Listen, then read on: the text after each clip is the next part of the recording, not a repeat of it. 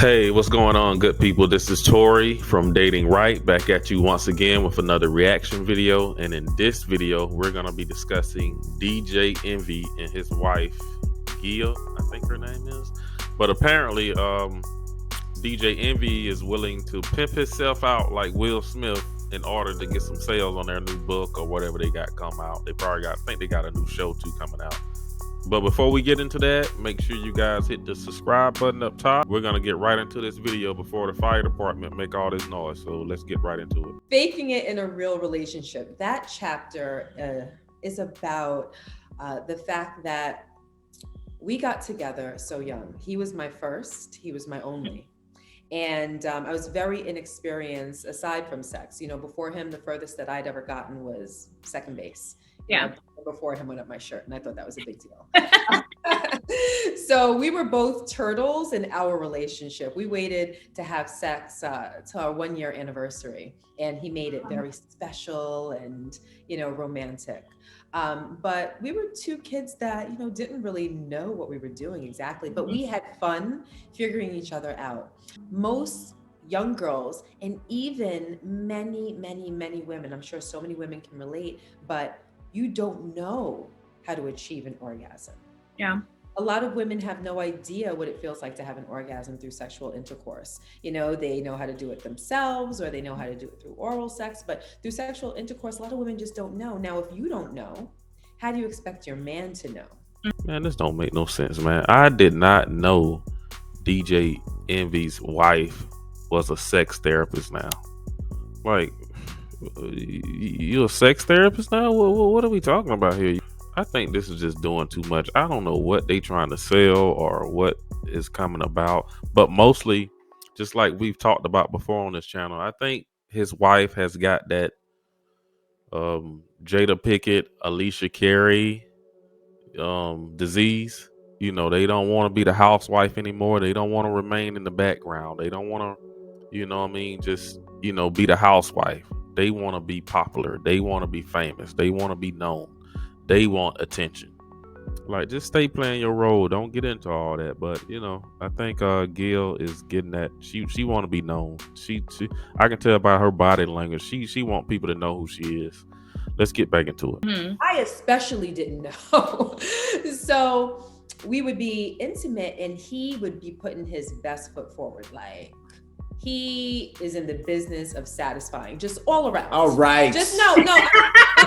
I'm talking about your mentality overall. Just all around. Just in life. Like, he lives to make me happy, and he puts his best foot forward in that realm. So I would see him trying and really going to work. And I'm sure so many women can relate. Like, you want to reward that man for that work, and the only reward that you have to offer is an orgasm. But even if I didn't feel it, I would still be performative. So yes, I was faking it. But once you start, how do you stop? Right. How do you climb back out of that rabbit hole? You can't really have a conversation about it now. So I actually did it to myself. But what's more important is the fact that it had nothing to do with him. Right. He was doing everything that a man could do to please a woman. The problem was that I didn't know my own body. And you couldn't communicate what exactly you wanted. Exactly. I had to learn that first. And what the problem was, I was so busy performing and putting on a show that I didn't take the time to be pleased. I didn't take the time to enjoy it because that wasn't my priority. My priority was him. And that comes from a place where, ever since we're young, we're sold these false narratives that women are sex objects. Women are here for the pleasing of men. Women are toys. You see it on billboard ads. You see it on the cover of books. You see it in, car magazines. You see it everywhere. Sexy women draped across something, advertising something. So we're kind of subconsciously led to believe those things. And for me, this is how it played out in my life. And everything is all good there now, right? Oh yeah, he's awesome. I figured out my problems. Hurt my heart though. I ain't gonna lie. I hurt my heart. I might have cried a couple of times, but it helped our relationship even better. Now I'm gonna keep it real and come at this from another angle, because there's some truth here into what she's talking about. There are a lot of people that's in relationships and they may not be pleasing their partner, and their partner just sometimes don't say anything. Well, in their case, the partner don't say anything for years, but there's some truth here into what she's saying. I'm not gonna front, and I've never been in that situation. I remember this one lady I used to date long time ago. But I remember this one lady that I used to date. I remember her coming to me saying, "Hey, Tora, in the beginning it was good, but now you starting to fall off. I didn't get mine necessarily." And I was like, "Huh? You didn't?" And it was like, "Okay." And we talked about it, and she let me know some things. So the next time that we was together, we kind of practiced and worked on them, and everything went well. But like, hey, bro, sometimes we get a little lazy. Sometimes we get in our zone where we just gonna do our own thing. You know what I mean? Especially those times that, hey, she said she was tired anyway. She didn't need to get it. You know what I mean? She need to go to sleep. She say she's sleepy. But honestly, I think we do miss the mark sometime by not communicating with our partner and just always thinking with our ego. You know what I mean? A lot of guys, especially me, I used to move with my ego until with this particular woman, we had that conversation, and she said some things to me, and we didn't have to get in no argument for her to say them. You know what I mean? So let's stop waiting till people are frustrated. It's so bad. Ladies, speak up. Guys, speak up. But on a more serious note, me doing that was very, very detrimental, and it put into effect the fall of a series of dominoes that hurt our relationship in the absolute worst way. It was actually one of the reasons why he cheated. So do you feel like, so how did that conversation even come about? Like, Emmy, were you like, am I not performing enough? Or were you at some point like, you're not performing enough? Or like, how did that come about?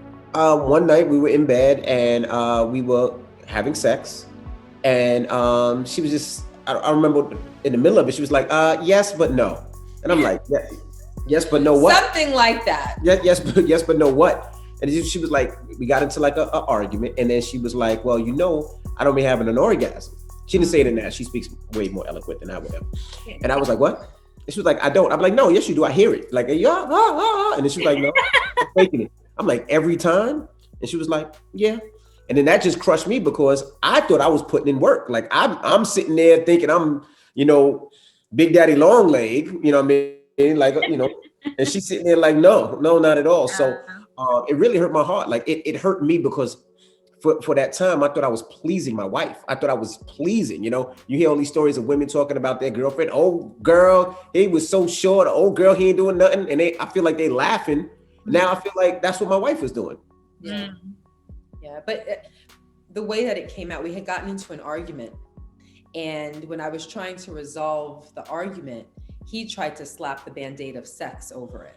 And he had done that so many times before. Like, let me just give us some. That conversation. Let me just give us some. Take this D and shut up. That. I actually think that's the most toxic. A lot of people love like makeup sex, and in my opinion, I feel like it's the most toxic thing ever.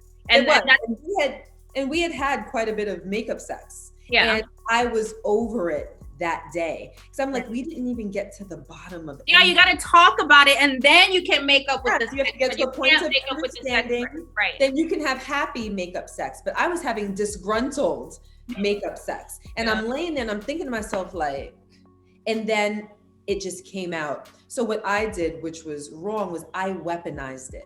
There was a time and place for me to communicate how I had felt. There was a way in which to do it. And that is not the decision that I made. I did it to hurt him. I did it to spite him.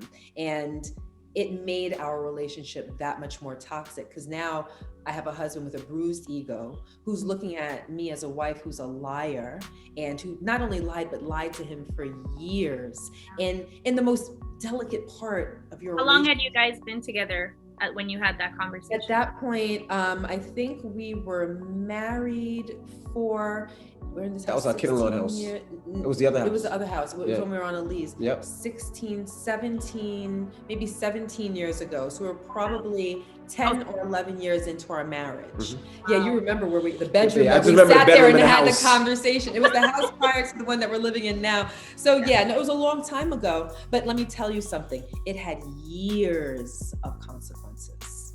Oh my goodness, that's a long time. That's definitely a long time. But you could clearly see the work that you guys have done with your responses and your self-awareness and the parts, you know, you each played to get to where you are today. There's not a lot of pointing fingers, which I love. So I love that for you guys. Love the Black love come through. Baby. Yes, and you guys also talk about questions to ask yourself before marriage, and you give, I think, about 25 questions to ask yourself. For each of you, what would you say is the most important question to ask yourself before marriage for the people watching? But yeah, guys, I think this was so unnecessary. I think this is stuff that should be kept in your home between the both of you and your sex therapist, maybe a real sex therapist. Y'all can go work that out on your own. And I think what they're doing is just trying to build up some press or just get the blogs and everybody else to talking just like we're doing now. But the truth of the matter is, I don't think Envy needed to go through all of this. Like, we heard these stories before of you and your wife and you not able to, they talked about this before on the apology tour that he went on when he was apologizing for cheating on his wife. Everybody know about that. We're not about to get into that, but I think they could have, you know, if you're gonna come out with something to try to get some buzz going, I feel like, yeah, go on, make up a damn lie there. Go on, make up something else. Go on and really sensationalize it. Go on and make up some lie, y'all. You know, you gonna bring some drama, bring it, damn it. But no, seriously. I just think stuff like that, just leave it at your bedroom. That was not something to be discussed. Now, check this out, too. She could be secretly resenting him for, you know, cheating on her and making her look a certain way in the press all these years. You know, like I said earlier in that Jada Pinkett video, that stuff will come to roost later. A lot of times women like, I'm going to get your ass back for what you did. Or I'm going to get him back for what he did to me in our earlier years. You see what I'm saying? So I'm going to try to embarrass him. I'm going to let it be known that he ain't all that. And it just goes to show that, you know, and this is a man who just brought his wife. He just brought her a brand new Rolls truck. You see what I'm saying? And it's like, man, you know, like, damn, how much I got to apologize for? Now I do everything for you. I buy you the world. And now I got to, you know, go out. Now you got to go out there and tell the world about our sex life. Like, I want to see men stand up more in their relationships. I just feel like there were so many other ways for them to come out and promote this book. It's just doing a little bit too much. But, you know, I may got it wrong. You guys let me know down in the comments below what you think about this. You know, so you guys let me know down in the comments below. And I appreciate you watching. I'll see you in the next video.